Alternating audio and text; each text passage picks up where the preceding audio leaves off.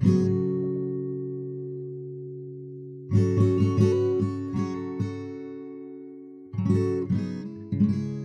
some circumstances, I have a distinct advantage over other people. This isn't an advantage that I've earned.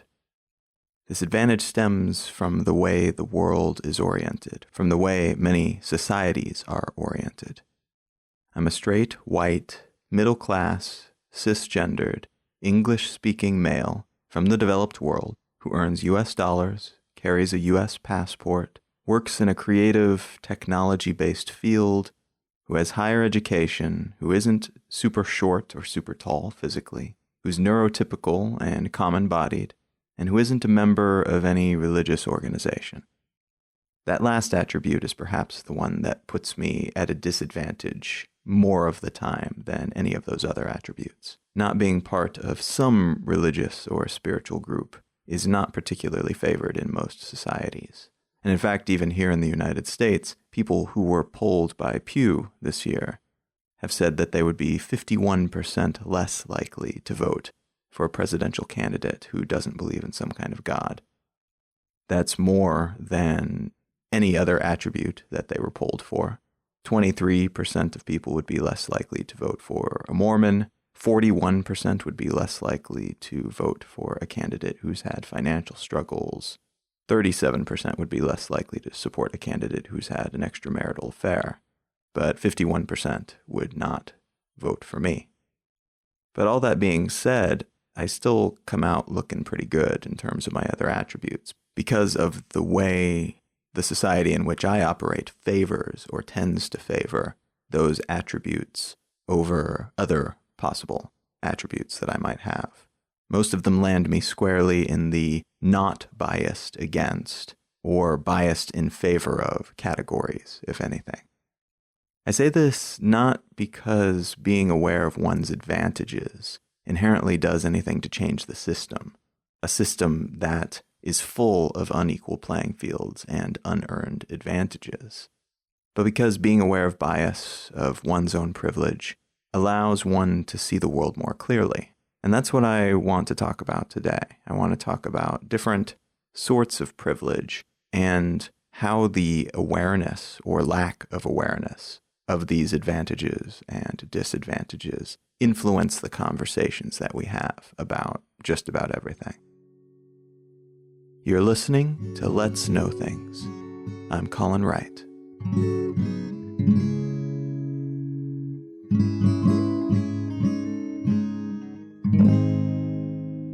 I'd like to start this week's conversation with an article from The Economist. This article is entitled, "It's Expensive to Be Poor." And the point that it makes through a variety of different means, using a variety of different data and statistics and stories, is that the long-term cost of being impoverished, however you happen to get there, is quite substantial. And this seems like the reverse of the way that it should be. People who are more capable of paying these additional fees and costs, it seems that they should be the ones footing the bill. But the cost of operating different services that many people who are middle class and wealthier take for granted, go up incredibly as soon as you refocus them on people who don't make as much money or who don't have access to other infrastructural niceties, things like bank accounts, things like a consistent place to live, things like a consistent paycheck. And so what you end up with is people who are being nickeled and dimed to death to the point that they're never quite able to gain traction. They're trying really, really hard to gain purchase and scramble along and trying to stand a little bit taller and get to a place where they can pull themselves out of poverty. But the additional costs that are tacked on to everything from the way that they deal with their money, having to deal with expensive, crazy interests from payday lenders, or having to deal with the consequences of not having a standard bank account, a standard checking account, and therefore not having a credit card or a debit card, and being kind of excluded from a lot of what's happening on the internet and other modern aspects of the global marketplace. these things continue to add up and continue to hound them. And every time they start to move in a direction where they've got a little bit of money saved, they find themselves hit with a crazy fee of some sort. And this is on top of all of the other fees that exist in the world around them. There is another article that is a little bit more specific that was published in the Washington Post called "Poor People Pay for Parking Even When They Can't Afford a Car." And the idea here is that housing is developed in such a way, sometimes because of certain legalities that are in place, and sometimes just because that's the way we've done it for a while, that the people who rent apartments, whether or not they use parking spots, part of their rent is going toward developing and maintaining those parking spots. So people who are trying to rent at a lower income bracket find themselves with these additional costs, paying for the things that other people in a higher bracket are enjoying, but not seeing the benefits of that. There are less direct costs of being impoverished as well. People who are better off, for instance, can invest in quality when they buy just about anything, and so they find themselves having to replace their items a lot less frequently. Whereas somebody who doesn't have much money and finds themselves suddenly in need of something will typically have to buy a crappier version of whatever that happens to be. And so then that becomes, rather than a long-term asset that they've invested in, it becomes a burden pretty much immediately after they've purchased it. It's something that decreases in value almost immediately. They also can't afford, typically, to buy in bulk the way that people who have access to lump sums of money can do. So rather than buying 24 rolls of toilet paper at a time and getting each roll quite cheaply, they might buy one or two at a time, and each roll is relatively more expensive because they're being bought on a smaller scale. There are so many examples of this, so many examples of how people who have less money to begin with are kept in an economically insecure situation. Not because of anybody's maliciousness, but just because of the way things are set up, because the deck is stacked against them in so many different ways. Just to operate, then, outside of that system, outside of that negatively stacked deck, is a type of privilege. You could certainly call it that. Because in so many different ways, by so many different metrics, the world is improving vastly all the time. In terms of convenience, in terms of safety, in terms of health. Despite the fact that we read a great deal about how horrible everything is all the time, by every single metric, the world has improved dramatically in the last 100 years, and simply continues to do so all the time. Unless we have another world war or something, chances are it will continue to go in that direction. And that's the case for a substantial portion of the people on the planet. And those of us who are fortunate to be in that group where things are just getting better and better and better, we enjoy a certain amount of privilege. That is an advantage that we have because suddenly we have access to this global communication infrastructure and a global shipping infrastructure that makes everything cheaper. We have access to ideas and education. And even though these things aren't perfect, certainly nowhere near perfect, they are huge advantages over what people 100 years would have enjoyed. And they are huge advantages over what people in lower socioeconomic classes today enjoy. Whether they're people in countries that are predominantly populated by people who are in lower income brackets compared to other nations, or people within our own country and within our own societies that simply happen to be lower on the economic totem pole. Now just take a moment to think about that, because it's important that we think about this. That's the whole point that I want to address here, is that thinking about being privileged, about having some kind of advantage, is incredibly uncomfortable. It's something that our minds rebel against because there's so many implications that come with it. There's the implication, first and foremost, that maybe we are the reason, or at least part of the reason, that these other people are suffering, or at least don't enjoy the same advantages that we do. And in the case of economics, yeah, I mean, that's kind of the case. Because we live in a scarcity-based society, there tend to be winners and losers.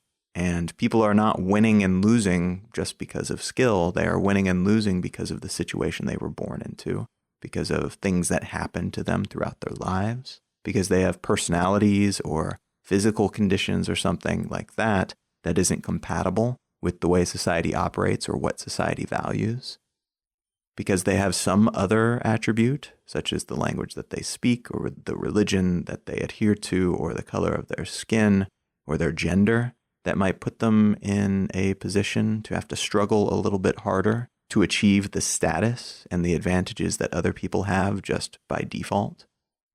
It's not a pleasant thought because it makes us worry and it makes us wonder. And so in a lot of cases, it's much more convenient and pleasant to ignore it or to assume that it's not happening, or, as happens in a lot of cases, to assume the people in these different economic situations put themselves there, that they are responsible for being in the dire straits that they are in. And no doubt that in some cases, this is absolutely true. But in the majority of cases, and even the ones that very much look like there's somebody who is at fault for their own situation, I would argue, there are other variables at work there, some that are opaque and some that are far more transparent and difficult to see. Part of the reason that some of these variables can be so obscure is that they're not all the same. It's not just somebody being born into a family with money or not, or being born into a wealthy society or civilization or not. There are uncountable different potential privileges and anti-privileges that somebody can have. And that's another reason why it's so easy to assume blamefulness as opposed to assuming largely chance when it comes to somebody's position within society, or the way that somebody operates, or the way somebody is as a person. Consider ability as a privilege or anti-privilege. Ability in this context means to be common-bodied, that is able-bodied, or not fully able-bodied. Perhaps you have lost a limb, or you are in a wheelchair, perhaps you are blind. There are a great number of benefits in having full 20/20 vision. To have all of one's limbs intact and to be able to get around without a wheelchair or other assistance-oriented device. And this advantage is not derived because people who are in wheelchairs or people who are blind are incapable or completely unable. It's because the way society is organized and the things that we value and the way that we present information and the way that we hire when we're looking for people and considering who's capable and who's not capable is very much oriented and biased toward the quote-unquote standard model. Consider a person's class, not just their economic class, but their social class.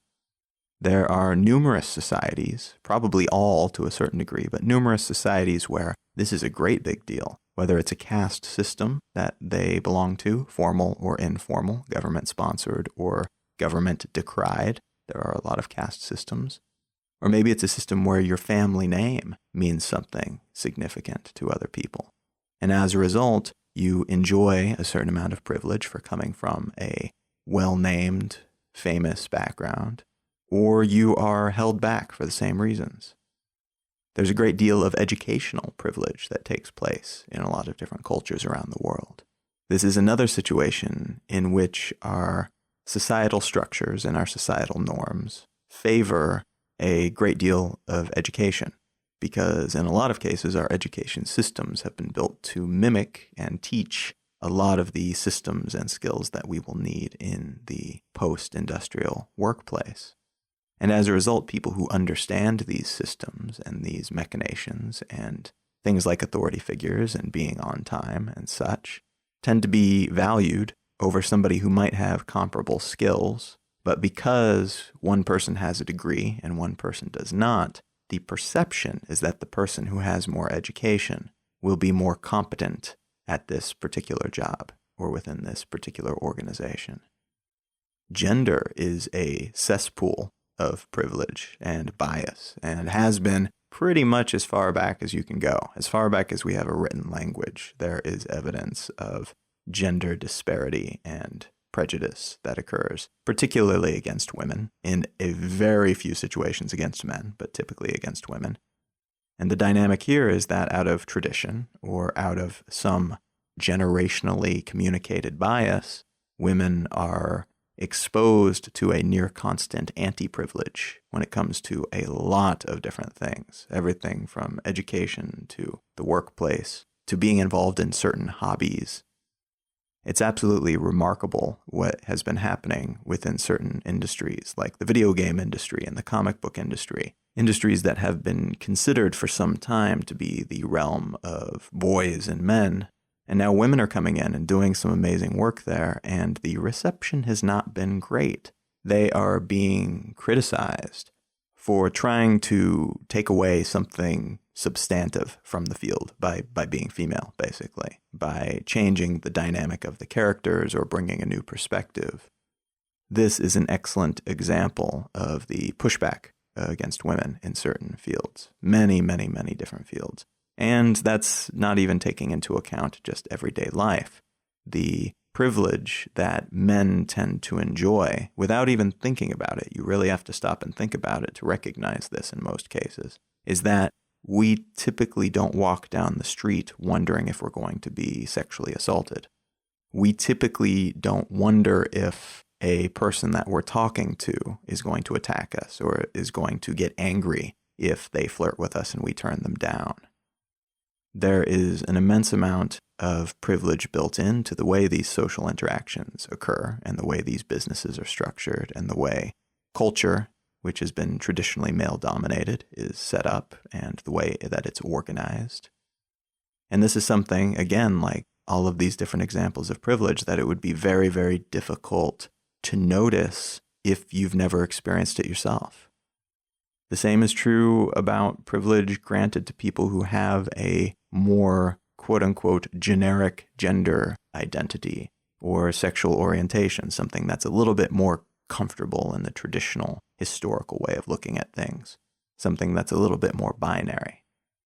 There's privilege for certain religions, depending on which culture you happen to be in. There are absolutely favored faiths. And if you're not a part of that, then you're going to have a little bit of trouble when it comes to getting a job or making friends or finding a partner. There's privilege that comes with different types of attractiveness, whether that's the non-physical charismatic type of attractive or the physical model-esque type of attractive. If you look a certain way that adheres to a given society's standards of beauty, then you will tend to enjoy a certain amount of privilege that other people who are not quite so fetching do not enjoy. The issue here, the issue in all of these cases, is that, as I mentioned, it's very, very difficult to recognize privilege if you are not on the negative side of it. If you are enjoying the privilege, you almost certainly don't notice it because there's a cognitive dissonance there. If you acknowledge that you are privileged, then you are, in essence, saying that you did not necessarily earn everything that you've done. You've had some advantage from the get-go, and maybe many different advantages for a lot of us. On the flip side, though, if you are on the receiving end of anti-privilege, if you are a woman in a male-dominated society, if you are an LGBTQ person living in the 1940s in the United States, if you are a Muslim living within the United States or within Europe right now, if you are a blind person, then chances are you have experienced some type of prejudice or bias or anti-privilege or whatever you want to call it. And these experiences are very obvious and real to you. But that doesn't necessarily mean that other people are going to accept that. It doesn't mean that other people are going to believe you. It doesn't mean that other people are not going to look at your experiences and say, toughen up, yeah, right, okay. Because they don't see what you see. They haven't experienced what you've experienced. As I mentioned before, some of these privileges are astoundingly obvious. The privilege that men in Western society in particular have enjoyed for pretty much ever is pretty darn obvious for anybody who looks. If you look throughout history, you can see how men and men's issues and men's preferences have kind of guided the way things have gone and have shaped the way that everything from religion to family to economics have panned out. But some of these privileges are a little more obscure. Consider the idea of the atomic family.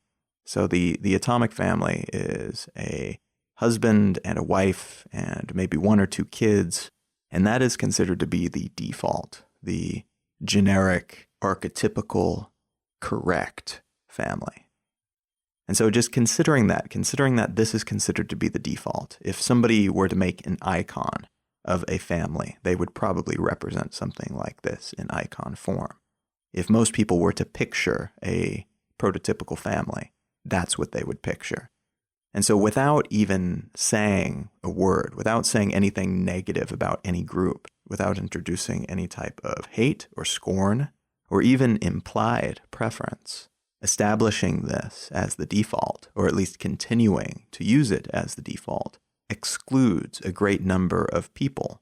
It establishes a normal and a not normal, and as a consequence establishes a correct and incorrect way to have a family. This is something that the LGBTQ community is going through right now, where they finally, here in the United States, have the ability to get legally married. And yet, almost everywhere you look, when you see representations of marriage, you still see this traditional model, because that archetype is still considered to be the norm. And as a result, it grants a certain privilege to anybody who falls within that normalcy. That same idea, that same concept of the atomic family and the correctness of it, how it is a stepping stone on the path of life, also excludes another group. It excludes people who are single. For a great deal of history, people who have been single, either partway into their adult life or throughout their entire life, whether by choice or otherwise, these people have been excluded as well, because they do not fit within that mold of an atomic family. It does not fit the default. It falls outside of normal boundaries. When the bias is toward coupling with somebody of the opposite gender, and having children, then anybody who does not fit within that schema suffers from at least a small degree of anti-privilege, whereas people who neatly fit within that schema have privilege because their life choices are supported by the zeitgeist. It's something that fits neatly within that storyline. And again, this is not something that atomic families are doing to anybody else. It's not like every husband and wife with kids is getting together and plotting against all the gays and all of the single people. It just happens to be the way that society is set up. So there are little advantages that they enjoy living inside that society, whereas these other people have little disadvantages. Sometimes very big disadvantages, but in a lot of cases they are very, very small. And these little disadvantages are something that I brought up on a past episode, an episode about freedom of speech as it relates to campuses. The term that's used for these is microaggressions. Microaggressions are insidious because even more than, mega aggressions, I guess you could call them, they are invisible to people who are not experiencing them. And as a result, they become objects of conflict in some cases between these two groups.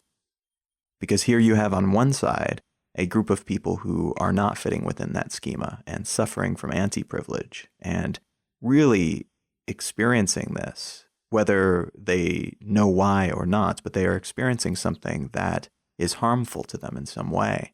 And when they express it or when they acknowledge it in any way, what they typically get in response is that they should toughen up or just deal with it.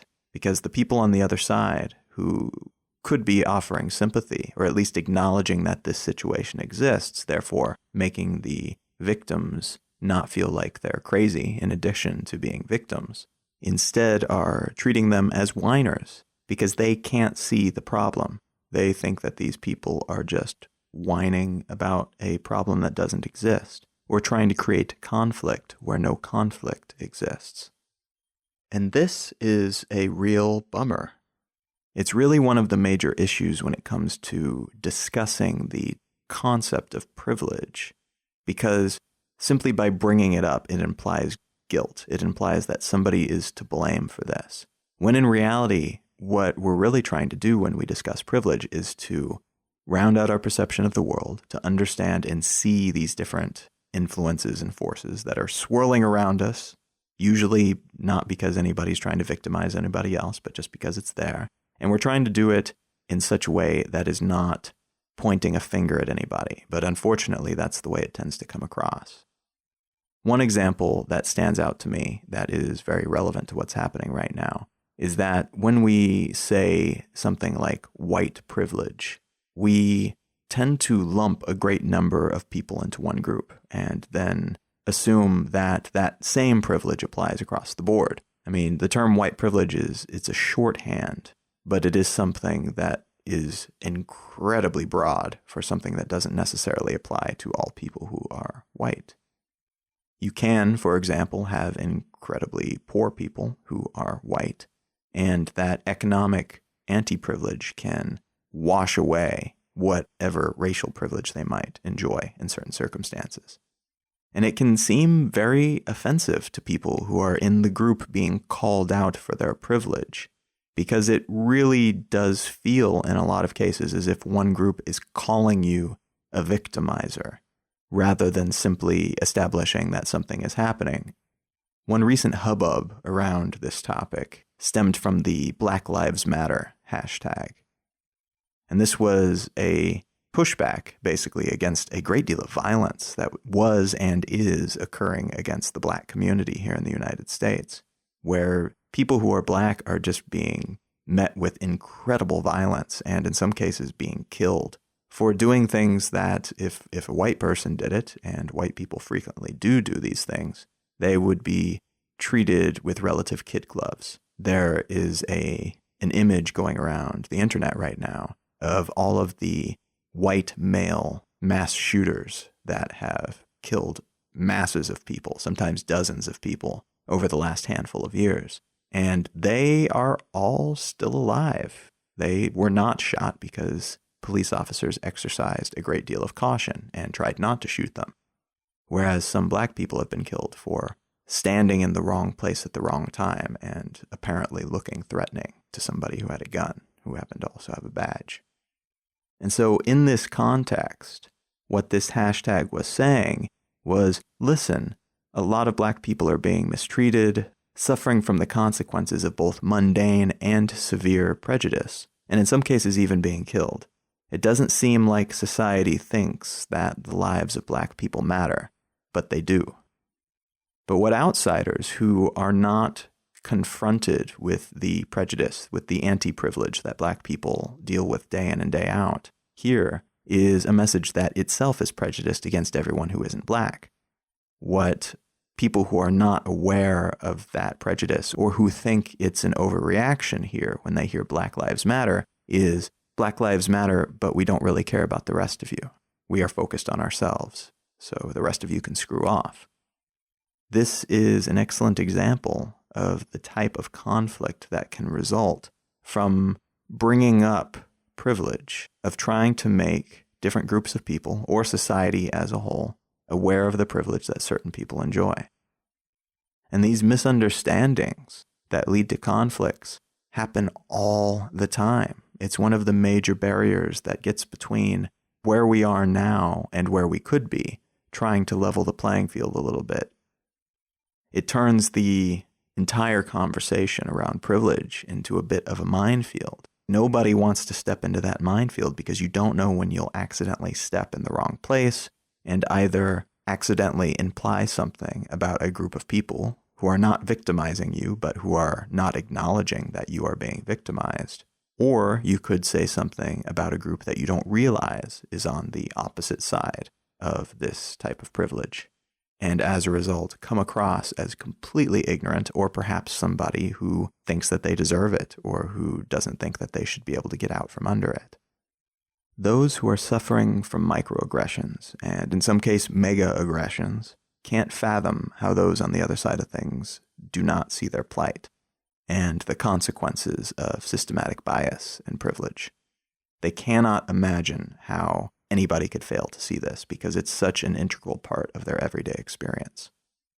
Those on the other side of things are incentivized, both internally and externally, by their own cognitive dissonance and their own desire to maintain their worldview, and by society, which reinforces that desire, to not notice, to not acknowledge when somebody is at a disadvantage, because then that changes the way that you have to see not just them, but also yourself. This would be an implicit demotion of your status within society or within your organization or industry, within your social group. And it might even be perceived as you being a victimizer when you feel that you've done nothing wrong. And perhaps you haven't. Perhaps the only thing that you've done wrong is to exist within a society where these types of inequalities exist. It's true that those who are born into privilege have no more control over that than those who are not born into privilege. But for those who hold egalitarianism in high regard, that is, the idea that we're all equal and deserve equal opportunities and rights, it's important that we notice these inequalities and that we listen and that we take very seriously the sorts of stories and messages that we receive from people on the other side of this, even if we don't see or understand or even particularly care immediately about these things, because it doesn't apply to us or seems like it doesn't apply to us. This sort of awareness helps round out our view of the world, and it helps us, over time, empathize with others' experience of it. And even if something like Black Lives Matter doesn't matter to you, even if something like Black Lives Matter seems completely irrelevant to your life and the way that you live in the society in which you operate, it's important to recognize that to someone, it is very, very meaningful. It is perhaps the difference between life and death, either literally or philosophically. It is something that is that important to someone. And I do think it's possible to accept that these types of inequalities exist without feeling like you need to make it about yourself. I remember the pushback, and it's faded a bit, but it's still there. The pushback against the Black Lives Matter movement, which was a hashtag that said, all lives matter. And on the surface, that makes perfect sense. Yes, all lives matter, but the Black Lives Matter people are not saying that all lives don't matter. They're saying, listen, we're bringing up a problem that we are experiencing. And the people who come back with all lives matter are saying, hey, we didn't do anything to you. And in doing so, are making somebody else's issues about them. It's as if somebody runs up to you on the street and they're covered in blood and they said, I was just attacked by a man. And you, being a man, push them aside and say, well, I didn't do anything to you. It's making somebody else's problem that they are trying to express to you, and maybe even trying to get your help with, about you, and allowing your own hurt feelings in the moment to get in the way of broadening your worldview a little bit, and perhaps even being part of a solution to a problem that you didn't even realize was there until that very moment. Because of the internet and the myriad other communication and megaphone-like tools that we have available today, the issue of privilege and prejudice is getting an increasing amount of attention. And those who have these experiences that were once swept under the rug by people who didn't recognize the validity of them are able to connect with one another and see that they're not alone. They're able to share their stories and build communities and feel more comfortable discussing what they've experienced, not just with each other, but with everyone, including the people who have traditionally refused to acknowledge that there's a problem here. I think most of us can look out into the world and recognize an increasing disparity of some sort or another, whether it is religious or gender-based or about sexual orientation or whether it's economic. At least one of these things probably resonate because most of us are on the receiving end of the negative consequences of some type of privilege or another. But we don't necessarily know where this increased disparity is coming from, or have the depth of field that allows us to understand why it's happening now. A very uncomfortable truth, even more uncomfortable than the truths I've been talking about already, is that we all have some kind of privilege in some circumstance, because privilege is an ever shape-shifting, warping, distorting thing. Those technologies that I mentioned that are allowing us to communicate with each other and be exposed to new things that we never would have been exposed to before, that our grandparents never would have imagined existed.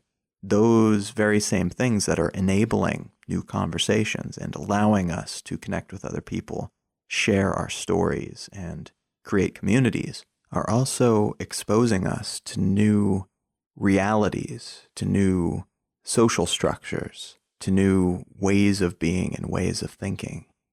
And all of this novelty, all of these new ideas, these new concepts, these new organizational structures, these new types of relationships are making it all the more likely that each and every one of us will be involved in many different circumstances that were previously unencountered by us. And many of these circumstances will put us in a position of privilege, and many of them will put us at a significant disadvantage. So the same tools that allow us to organize and feel like we're not alone against bias also leads to the real or imagined decrease in privilege for some other group. Every time somebody is pushed up, somebody else is pushed down, or at least that's the way that it seems to operate. And that last point is important because privilege tends to be somewhat of a zero-sum game. If one group of people have an advantage, that means everyone who does not have that advantage is inherently at a disadvantage, just by the nature of things and the relativity between, the cards that they're playing with in this particular game. And so the only real way to balance things is to remove that privilege, but to take away privilege from someone, particularly someone who has always enjoyed it. And so it's something that they take to be the default nature of things, feels to that person like being victimized. It feels like they are suddenly being disadvantaged by somebody who is trying to punish them in some way. And so in situations where, for example, white men have traditionally had a lot of advantages, a lot of privilege, when other groups, when women or when other races come into those situations and are given the same privileges that they enjoy, then some of their privilege feels like it's being taken away. And to their perception, from their standpoint, they didn't have privilege to begin with. They worked hard to get there. They deserved to be there. And so what it feels like from that standpoint is that this other group is coming in with privilege and stomping all over them, making them the victims. And it's because of this that I tend to think the best way and the most realistic way to balance out these types of situations is not to try to force an absolute equality, not trying to give everyone exactly the same type of privilege, because frankly, to do so would be nearly impossible because there's so many different influences and advantages and disadvantages that everybody has. That math would be so crazily complex that unless we have a drastic rebuilding of society from the bottom up, we're unlikely to be able to do that accurately. But also because I believe we can accomplish it in a different way, and in a way that makes a lot more sense for who we are and the individuality that we all enjoy. Consider that if we all had access to the same fundamentals to things like healthcare and education and certain types of opportunity, that then our differences and our relative advantages and disadvantages would not be such a big deal, because we'd be playing from, foundationally at least, a level playing field. And so creating some type of situation, I don't really know what that would look like, though it does seem to me that creating a balanced foundation for everybody would be a good step in the right direction. Creating some way that we can embrace and recognize and acknowledge each other's differences, but to do it in such a way where none of the anti-privilege is so strong that it becomes a critical component to a person's character and experience day to day. And so that more of us enjoy a great number of advantages, and maybe all of us experience enough advantages that they cease to seem like advantages, and we're all just overall doing significantly better on every level. There are a lot of different ways to look at this, and my way of looking at it is not going to be every person's way of looking at it. Every single person has a different experience with this realm. Every single person has different anecdotes to add, and different experiences that they've had directly, different experiences that they've had a result of the minefields that this topic can sometimes be. And I understand that, and I encourage you to consider this and to think hard about it and maybe even converse about it, and not necessarily take what I or anybody else is saying as gospel, because it really is an unconcluded conversation. We have barely begun to have this conversation, so there's a lot that needs to be said. But I do think that it's something that it's important that we are all aware of on whatever level, because that way, when we do have that person who runs up to us covered in blood saying that they've been attacked, we can take them seriously, and then we can act in accordance with our own morality, as opposed to doing that knee-jerk thing where we just assume that they're lying, or assume that they are victimizing us, assuming that their critique of something that happened is criticism of us. I think there's a lot of different ways to respond to that, while still acknowledging that there's a lot of different experiences happening in the world right now, and that these experiences absolutely color a lot of the conversations that we're having and a lot of the events that are happening around the world. It's not just Black Lives Matter within the United States. It's not just the massive shift in economic power from a large group of people to a very small fraction of 1% of people. It's not just the anti-privilege that is being experienced by the refugees across Europe. This is something that applies to just about everything. If you look around, I think you'll see that this topic truly informs a great deal of what's happening in the world today. Understanding that it's happening is valuable context. It allows us to view the world and what's happening in it accurately, so that we can make decisions based on real information, complete information, and according to our actual values, as opposed to acting out of ignorance. And if you think about it, being able to look at everything that you see from that slightly different perspective is a certain type of privilege.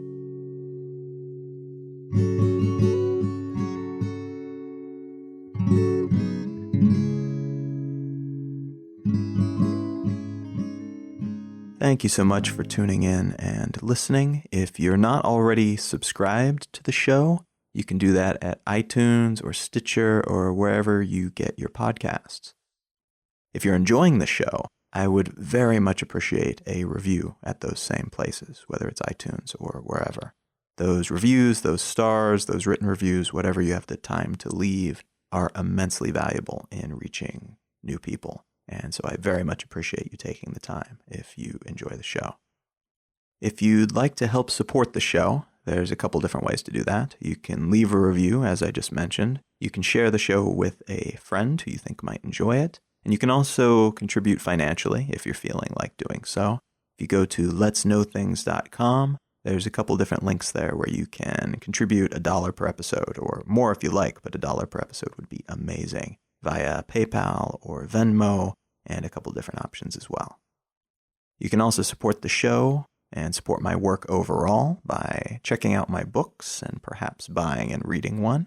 You can find my entire collection of books that I've written at colin.io.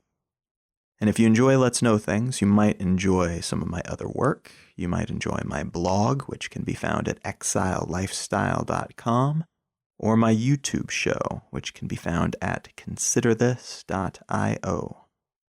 There is a Let's Know Things Facebook page, so you can go check that out and say hello, or leave a comment about this episode, or post a link you think is interesting.